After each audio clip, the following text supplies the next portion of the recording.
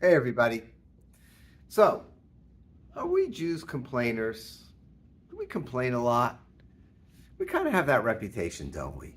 And it goes all the way back to the Torah and biblical time periods when the Jewish people came out of Egypt. And indeed, there's actually a term for it in the Torah, the mitlonanim, the complainers, the people who complained about various different things. Happens to be that this week, in this week's Daf Yomi, there's a very interesting discussion. And we're talking about inheritance of the land of Israel, who got inheritance, who had rights to the land of Israel when the Jewish people went in there, when the Israelites went in there. And it mentions that there were certain people who lost their portion because of their acts of rebellion. Korach, for instance, who led a very huge rebellion against Moshe and his leadership. But also it mentions the mitlonanim, these complainers. And so the Gemara asks the question, because the Talmud says that these people who rebelled against Moshe, these people who complained, they lost their rights. They wouldn't get any land. And it went to Joshua and Caleb. Those are the two individuals of the 10 spies. Those are two of the 12 spies that did not say anything negative about the land of Israel. And the Gemara says that the complainer, the land of these mitlonanim, went to Joshua and Caleb. But then the Gemara says, well, wait a second. If that's the case, they probably owned almost all of the land of Israel, because everybody complained at some point. They complained that there wasn't water. They didn't like the manna. They wanted to go back to Egypt.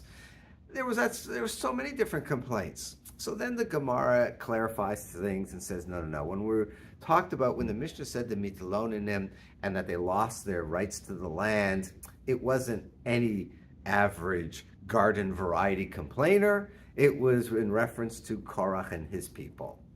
But the assumption, though, what the Gemara did talk about in its initial question was, hey, look, everybody complained.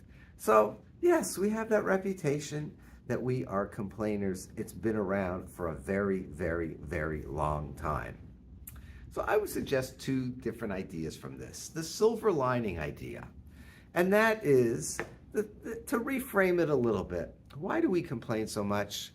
We Jewish people, we have high expectations. We want things to be done right. We don't just go along with the flow, whatever that is. No, if you're going to do something, go all in.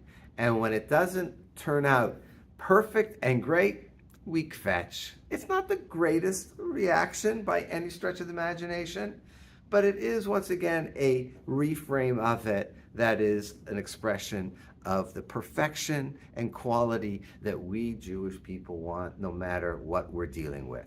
That's point number one. Point number two, what I want to leave you with is it's a new year. Rosh Hashanah just left, Yom Kippur, we're in the middle of Sukkot. New year. So let's work on not complaining as much as we normally do. And in our family, we have a little thing that kind of goes on when somebody kvetches or complains. There's no salad dressing, the food might not be tasty, whatever it is.